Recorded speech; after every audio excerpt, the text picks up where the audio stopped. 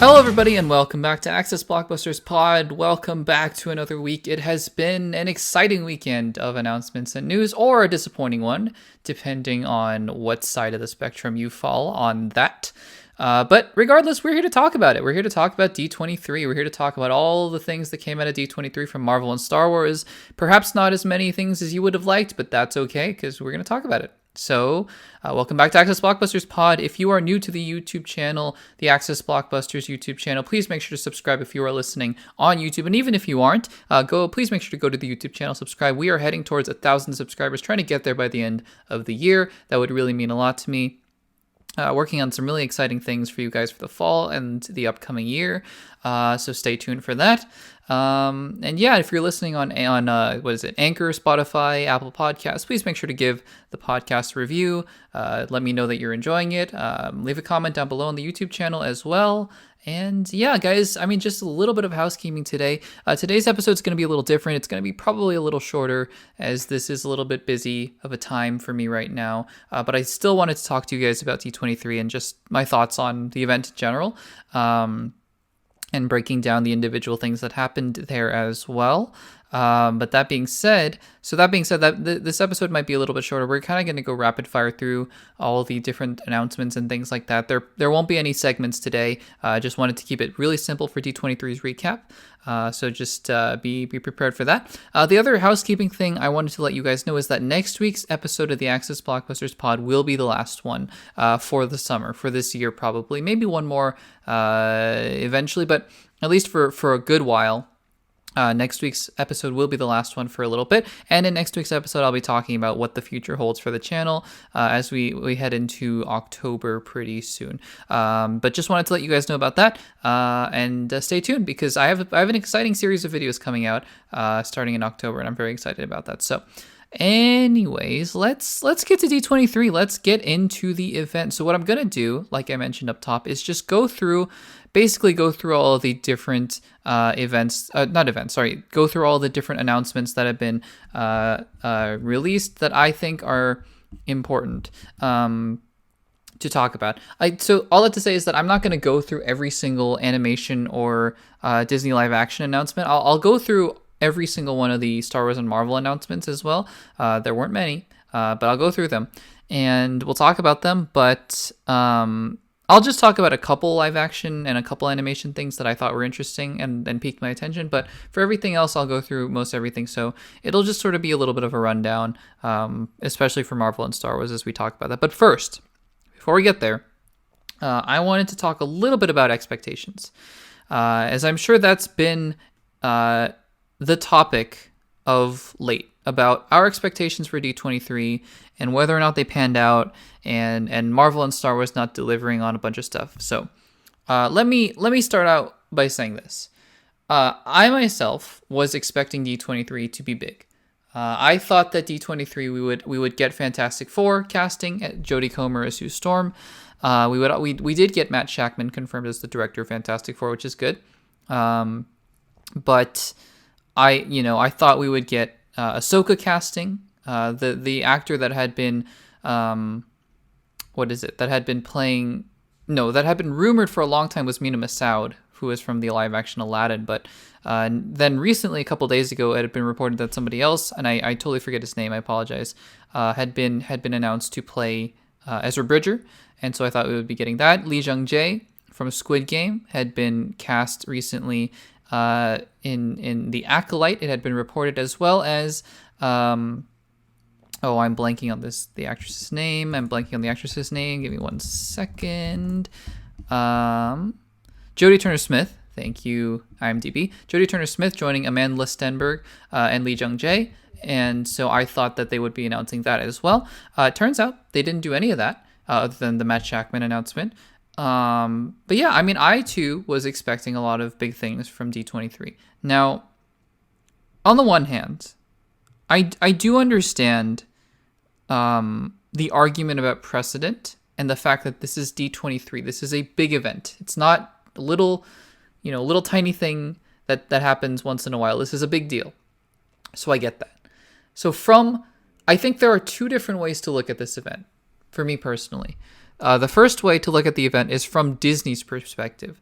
And from Disney's perspective, yeah, I think that Disney could have taken advantage and probably arguably should have taken advantage of this event more than they did.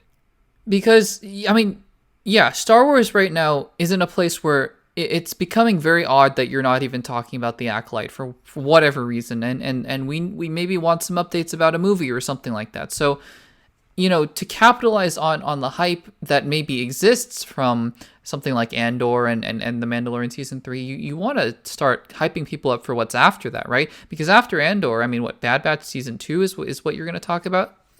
I mean, okay.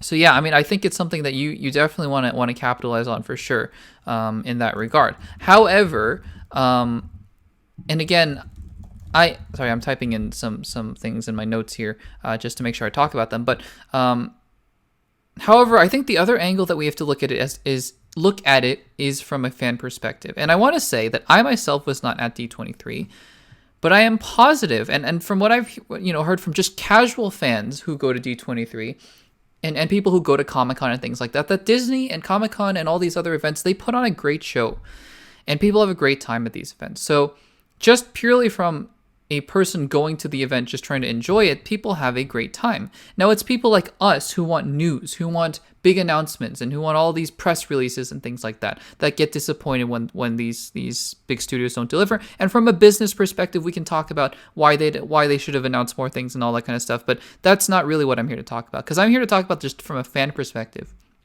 of wanting more. And on the one hand, yes, look, I understand it's disappointing. It is disappointing that we didn't get a Fantastic Four announcement, because it's something that we were looking forward to, and we didn't get it. On the other hand, though, I find it baffling. Like, why are we getting so upset about this? Because it's not like that. It's not like the Fantastic Four cast is never going to be announced. It's not like we're never going to get an Ant-Man 3 trailer. It's not like we're never getting a Guardians 3 trailer. It's not like we're never going to get the cast and crew of, I don't know, Secret Wars. It's going to happen. And when it happens, what? I mean, the movie still doesn't come out for 2 years, over 2 years. Then what? We're just going to sit there and go, yeah. Jodie Comer is Sue Storm. And then what? Then what do? We speculate about what? When she's going to appear in next? Well, we're going to know that soon too. So again, hear me in saying that I'm not saying we shouldn't speculate about anything at all. I mean, that's not what we're here to do. My channel is obviously full of speculations about certain things, but I also think it's important. It's really important just to have some perspective. It's like saying what? We're never going to get this now that they haven't announced it at D23. These are things we know with 100% certainty. You have to hear this. 100% certainty we are going to know. The Black Panther second trailer, Black Panther 2 second trailer, the Marvels trailer, Ant-Man 3 trailer, Guardians 3 trailer, the Blade trailer, Blade announcement, Blade casts, what else is out there? I mean, Shang-Chi 2 or whatever. The Shang-Chi 2, yeah, is coming out. I mean, a lot of the trades have been reporting. Avengers Secret Wars director, Avengers Secret Wars cast, Kang Dynasty cast, Fantastic Four cast. These are things that are going to happen. Whether or not they happen now or whether or not they happen later, doesn't matter. We're going to know. And once we know, then what? What is there? So again, this is just sort of my thing about this whole thing is that my thoughts about this whole thing is just that it's disappointing that we didn't get to know now, but we're going to know eventually. And so I just take that with a grain of salt. I take all these announcements with a grain of salt of just, fine, we didn't get a Fantastic Four cast now. The movie comes out in 2 years. Who cares? We're going to know. We're going to know. We're going to know, and then we're going to move on. And we're going to be excited. Sorry, I just hit the mic. We're going to be excited about it. So I just want to make that clear that these are my thoughts going forward. I understand if we're disappointed. I understand if people are disappointed. But I personally was disappointed for about 10 seconds. And I go, okay, we'll move on. That being said, let's talk about what we did hear about. So I'm going to go from in chronological order, basically. I'm going to start talking about the Friday panel, which is Disney Animation, Disney Live Action, and Pixar. And then we'll go into Marvel, Star Wars, and, Avatar exists too. So without further ado, let's get started. So the Friday panel had some live action stuff, had some animation stuff as well, Pixar stuff like I just mentioned. And I'll talk about just maybe two things that really actually piqued my interest. Number one is the Little Mermaid trailer. As somebody who, as I've said many times before, was not raised on the animation Disney animation films, was rather raised on Pixar films, I don't have that same nostalgia for these remakes as a lot of other people do. So I tend not to get too outraged with these films when they come out, because a lot of people are saying this is not what it's like. This is not as good as the original. And for me, I don't really have that frame of reference in my head. So with The Little Mermaid, I'm not really comparing it to whatever came before it. But that being said, the trailer for me, it still didn't quite do it. I think that the visuals are pretty cool, but for whatever reason, over the next 6 months, we're gonna get inundated with water content, which is kind of a funny thing to say. Little Mermaid, Black Panther: Wakanda Forever, Avatar: The Way of Water, and then next year, Aquaman: The Lost Kingdom. So we're gonna see our fair share of people underwater, which is, I don't know, it's kind of an interesting thing in 2022, 2023. I don't know why that's happening, but it's happening. So, I mean, the idea of like, oh, it's underwater is cool, but I think it's going to be done to death by the time we get to next year. So just purely based on the trailer alone, that didn't quite get me excited. I mean, obviously what gets me excited is Halle Bailey singing. I mean, her singing is incredible at the end of that trailer, which is just absolutely mind-blowing. She can really sing. Wow, incredible. But aside from that, I mean, it was a teaser.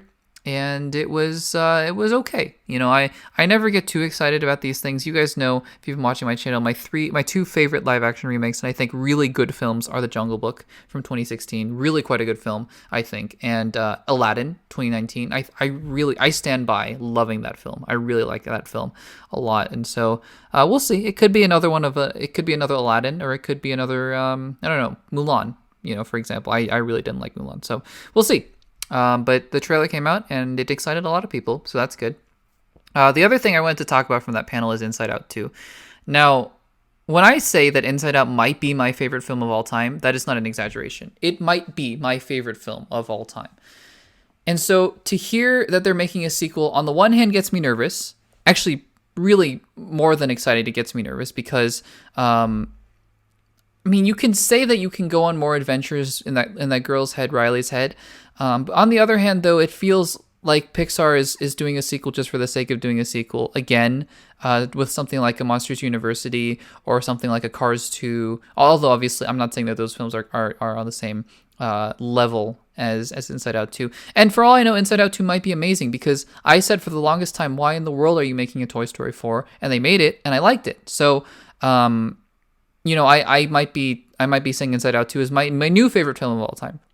I don't know. Just from an outsider's perspective, though, it doesn't make a lot of sense to me that they're going to do this instead of original IP. It feels like they're almost licking their wounds a little bit from Lightyear and from Onward, Luca, Turning Red, just not performing and going to streaming and things like they want a real theatrical film, maybe, is the sense that I'm getting. And you can kind of understand that the last big theatrical film I think that was successful was Toy Story 4 that they had. And so, you can kind of understand why they're doing it. But, you're not ridiculously excited, even though Inside Out, again, is maybe my favorite film of all time. But also, of course, I will see it opening day. So, Inside Out 2. Other than that, there were just little things here and there. You can go read recaps about the animation and the Pixar and live action panel, but really what we're here to talk about is Star Wars and Marvel. So let's start with the Star Wars panel. First of all, notable by its absence was the Acolyte. That is one thing that surprised me for sure, just because all the trades had been reporting it, and therefore I thought maybe that meant that it was going to happen very quickly. Obviously that's not the case. Obviously that didn't happen, which is kind of curious, but again, they have their reasons, I suppose. I'm not sure what those reasons are. But again, we'll see. We'll see. I mean, these are things that we'll find out eventually. Again, I'm just a little curious as to why, these things aren't happening now. Like certain things have timing, I guess, with them, is what I would say. If a movie's coming out in 3 months, you probably should drop a trailer. If you've cast your main leads, it might be a good time to announce them. But again, who knows? Who am I to say? So there's that. Notable by its absence is The Acolyte, and also the movies. But I didn't expect much about the movies either. I kind of thought maybe, and you can see that in my predictions video. But as the presentation went along, I kind of realized very quickly that it doesn't look like we're getting anything about the movie. So, yeah. But let's talk about what we did get. So we got a little bit more sort of promo for Andor. It's going to be 24 episodes, so 2 seasons. It's what it looks like, even though there were some reports saying it would be 3 seasons. So 2 seasons, maybe more, 24 episodes. And a final trailer came out that was posted on my channel. I actually myself didn't watch it, ironically, because the premiere is next week. So, why would I watch it?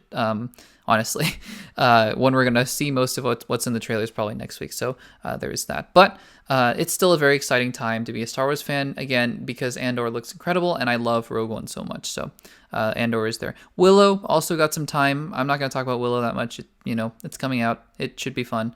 Ahsoka, interestingly enough, didn't have any casting announcements either, and just a very minor update that we're filming, and it's happening. So there's Ahsoka. Skeleton Crew, again, just a very similar. We're going to be filming soon. Jude Law came out, not confirming who he's playing. John Watts came out. It's going to be a very, like a Stranger Things kind of a vibe in Star Wars, which I'm excited about. As you know, Stranger Things is one of my favorite shows of all time, so that's exciting. Bad Batch Season 2 confirmed, I believe, to be in January of 2023, which is fine.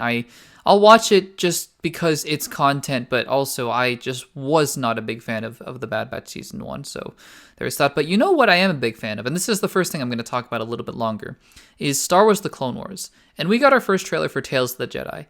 And I have to say, just watching Tales of the Jedi trailer, I'm almost begging them to revive the Clone Wars, even though they ended the series off. Because, I mean, if you can revive the Clone Wars in the sense of making an entire prequel series called Tales of the Jedi, just do it. Because Tales of the Jedi is going to be 6 episodes long, 3 episodes about Ahsoka, 3 episodes about Count Dooku, young Count Dooku. And it is, guys, make no mistake, Tales of the Jedi is a Clone Wars prequel in disguise. And I love it because Matt Lanter is back as Anakin Skywalker. I love Matt Lanter as Anakin Skywalker. Looks like Ashley Eckstein is back as Ahsoka. I don't think she says anything, though, in the trailer, but I'm sure she's back as Ahsoka. Young Count Dooku with Qui-Gon Jinn sounds awesome. Obi-Wan is back. Yoda is back. You get to see all. Mace Windu is back. It's Clone Wars. It's Clone Wars. And I mean, it's like beginning of Clone Wars, basically like middle of season 1 Clone Wars, obviously with updated animation. And then also the Count Dooku stuff is obviously pre-Clone Wars. And again, I want to see so many seasons of this show. As many seasons as you can give me. Don't just make them 6 episodes. Make them 21 episode seasons, because that would just make me so happy. And they don't have to be big, this is a thing where I don't expect all 21 episodes to have a big long arc or anything like that. I just expect, I would just expect little clumps of 3 episodes focusing on different characters from the Clone Wars era. And I would just be so happy. I would just be so incredibly happy. And in fact, you don't even have to keep it in the Clone Wars era. You could even do, I don't know, Rey, maybe, in the sequel trilogy. You could do Ezra, if you wanted to, training with Kanan, I guess, if in the Clone Wars animation style. I don't know. Because this is exactly the same as the Clone Wars animation style and Bad Batch as well. So I'm just so excited for Tales of the Jedi. This is one of the best things that came out of D23, I think, in my opinion, for sure. Next up, Mandalorian Season 3 trailer came out. Now, for those of you who don't know, I actually am not the biggest fan of The Mandalorian. I think it's so solidly B tier, and I know that this is going to be so controversial probably amongst all you guys, and you guys are going to hate me for this, but my biggest problem with The Mandalorian, and I know that this is just the way that the show works in Seasons 1 and 2, although I'm hoping that Season 3 is a little different based on the way that the trailer played out.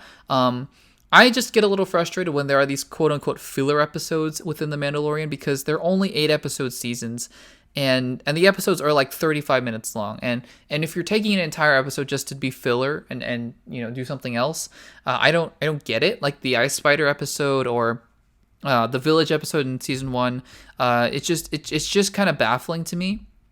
But that being said, I love Mando, I love Grogu, Ahsoka obviously showing up, Luke Skywalker obviously showing up, and also the 2 Mandalorian episodes in the Book of Boba Fett were great, so I'm hoping that Season 3 picks up right where that left off. And the trailer looks great. A lot of Mandalorians obviously going back to Mandalore. It looks like Bo-Katan might be the villain of the season, although you never know. Moff Gideon is also confirmed to be back, looking for the Darksaber, which is awesome. And looks like another great Mando adventure, and I'm super excited about that. So Mandalorian Season 3 trailer dropped, and looks great, looks good, looks exciting. Didn't have a release date though, which was interesting. So, yeah. And then finally, wrapping up Lucasfilm is Indiana Jones 5. Obviously, I didn't get to see the footage, which is a bummer, but Harrison confirmed it was the last one. He seems very excited about it, so I'm excited about it as well. All right, let's talk about Marvel. Let's talk about what Marvel had, and not about what they didn't have, because a lot of other people have been doing that, and I'm not going to do that. So, first off, Black Panther: Wakanda Forever. Exclusive footage, not much new coming out of that. I briefly read the footage descriptions. I skimmed through them. I'm not going to talk about them here because we're going to get those trailers. We're going to get those details. And honestly, I'd rather save that for the movie itself. So, I read some brief things about the world maybe wanting to steal the vibranium in Wakanda and things like that. That sounds cool. But again, didn't read that much about that. Ryan Coogler then stayed on stage to talk about Ironheart, which he's executive producing, which I think is a very cool thing because obviously Riri Williams is debuting in Black Panther: Wakanda Forever, so that's awesome. The Hood, Anthony Ramos from Hamilton, I believe, is confirmed to be playing the Hood, a magical character, right? I believe, which is exciting. And the show is confirmed to be exploring basically the intersection between tech and magic, which is also something that I think is really cool. Something that Iron Man didn't really have to deal with that much in his movies, so I'm excited that this is sort of exploring a different direction of that, which is fun. Ant-Man and the Wasp: Quantumania obviously, debuted the footage, which I think they showed at Comic-Con. Maybe a little bit more about Kang and Cassie, Kang capturing Cassie Lang, which is interesting. And Jimmy Woo is coming back, which if Jimmy Woo is coming back, you better confirm that Michael Peña's Luis is coming back as well, because I will be so upset if he's not. But we'll see about that. That's exciting. It's coming out in a few months, so I expect a trailer for that to come out in October, basically. It's coming soon, so we'll see something soon. Werewolf by Night released its first trailer. It's kind of not a spoof or a parody, but it's sort of an homage to the early 20th century sort of horror films in that very kind of cheesy, campy vein. But it looks different and it looks interesting. And while I don't know if Werewolf by Night will have a big impact on the MCU, I'm sure he will show up again. I don't know where. I do think that it's a cool thing that Marvel is taking these specials, right? The Guardians of the Galaxy Holiday Special and Werewolf by Night Special, to just do different things, just to do wacky, zany things. And I'm on board with that. I'm really excited about that because these are things that, as long as you're not committing $200 million to a series and all that kind of stuff, as long as you're just doing kind of a one-off Halloween special with Michael Giacchino directing, which is awesome, and you're just gonna do something wacky and zany, that's something where you just put it on Disney Plus and people will watch it. If they don't want to watch it, they won't watch it. So yeah, I'm excited for that. I am excited for that for sure. Secret Invasion also got a trailer, and the Secret Invasion trailer I thought was excellent. It had the intrigue without revealing too much of the plot. You see Kingsley Benadir. I always butcher his name. What is it? It's Kingsley Benadir, right? Yeah, he's playing a Skrull. It looks like you have Olivia Colman, Emilia Clarke, Ben Mendelsohn, Kobe Smulders, Sam Jackson, Don Cheadle as well. Seems like he has some kind of role in the series. It might just be one episode though as well, but he's in a couple shots. He's also in a big sort of dining room scene, a restaurant scene in the trailer as well. Looks exciting. It's one of my most anticipated of Phase 5. I just think the thriller aspect, the serious kind of political thriller aspect of it is going to be very, very exciting, and so I can't wait for that. Armor Wars is happening, though probably in Phase 6. They didn't confirm that, but it is happening with Don Cheadle. Exciting. Loki Season 2. They're filming right now. They showed some footage. Some stuff about Kang probably in there. They also confirmed that, I'm going to butcher the name, Hui Kwan. I totally butchered that name. From Everything Everywhere All at Once, a film that I seem to be the only one who doesn't like it, along with a couple of my friends, but that's okay. I'm glad everybody loves it so much. I really am. But he was the dad in that film. Also, obviously, Short Round in Indiana Jones. And if you haven't seen that picture circulating around by now, I'm sure you have, where he is with Harrison Ford at D23. Please go look at it. It's awesome. So there's that. And let's see. Just going through the list. Fantastic Four, directed by Matt Shakman, and nothing else, says Kevin Feige, to update you guys about right now, which is kind of funny. But also kind of sad. But anyways, we'll get the casting announcement. We will get the casting announcement. Everyone calm down. We will get the casting announcement. So there's that. Echo gets some footage. Kingpin with an eye patch, apparently, or some bandages, and more Native American history. I'm really really excited about that Native American aspect of Echo, like how Shang-Chi is exploring China. Sorry, guys, something happened with my mic that I just now realized, which is my bad.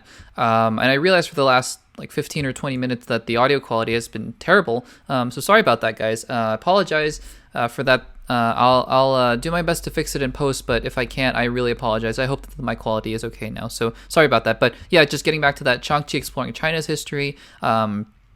Ms. Marvel obviously exploring Pakistani history, Captain America, Falcon and Winter Soldier exploring sort of African American history in the United States. So I think that this is great. We're getting different cultures, different sides of America and different sides of the world, and I'm very excited about that. Daredevil Born Again, confirmed not to be season 4 of the Netflix series, as we kind of thought already.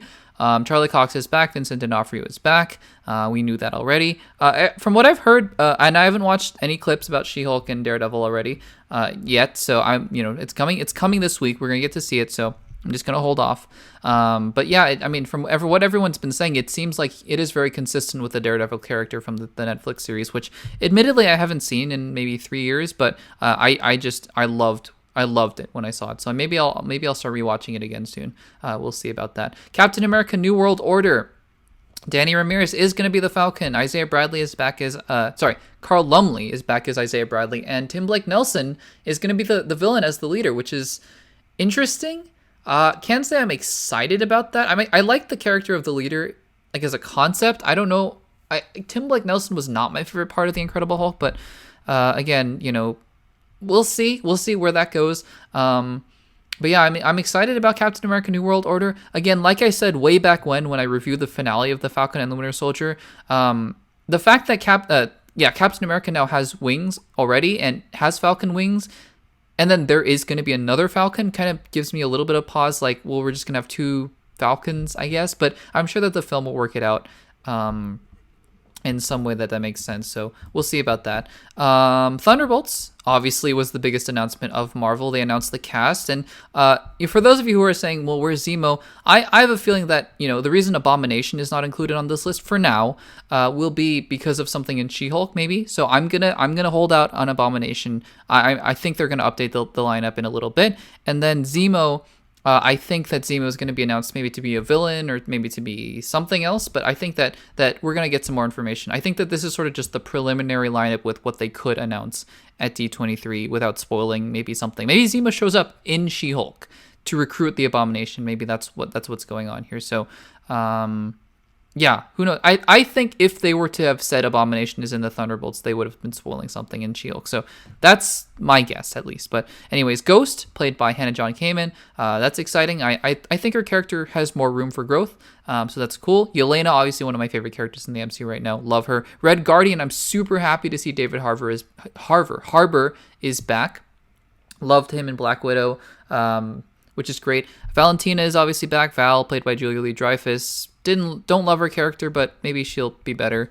I like her as Elaine in Seinfeld, but Val, not sure. Bucky's back, which is cool. Don't know what they're going to do with his character now that he apparently is healed, but we'll see about that. Taskmaster, played by Olga Kurylenko, I believe is how you pronounce her name. Interesting, although she didn't have any lines, or maybe one line in Black Widow, so I'm not entirely sure, but again, we'll see. And John Walker, played by Wyatt Russell, is also back in the show. So again, a very interesting lineup. I think that will be augmented by the inclusion of an Abomination, and also a Zemo as well in there somewhere. But again, we'll just have to see. I also love how in the picture that they showed that Yelena is in the forefront, because I think that's awesome. That she is getting her time to shine in the Thunderbolts. So that's cool.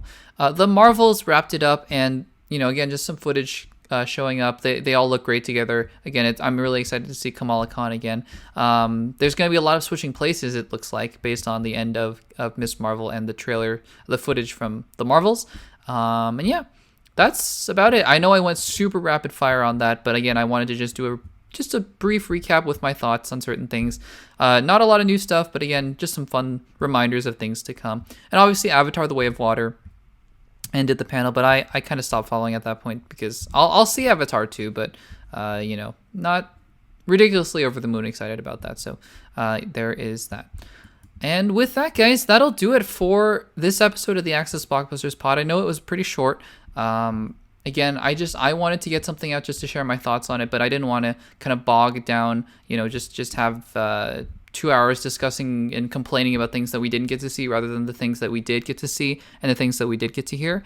And so that's why I wanted to get this episode out. But again, I understand. I talked about it a lot at the beginning of this episode, why I think it's okay that we didn't get a lot of these announcements from our perspective. From the Disney perspective, yeah, maybe they should have, but again, maybe they have their reasons, maybe they don't. We'll have to see about that. Again, I apologize about the audio issues in the middle. I don't know what happened, that the mic just suddenly switched off for some reason and switched to another, my computer audio device or whatever, my computer mic.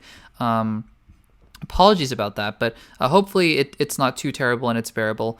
I'll try to fix it in post, but we'll see what I can do. But with that, guys, thank you so much for listening to this episode of the Access Blockbusters pod. I really appreciate it. Next week, again, will be the last episode before we take a little bit of a hiatus, a little bit of a break, and then we'll be starting something new very soon. Very excited about that. But yeah, guys, thank you guys so much for listening to the podcast. Make sure to comment down below and give a like, and I will see you guys in the next one.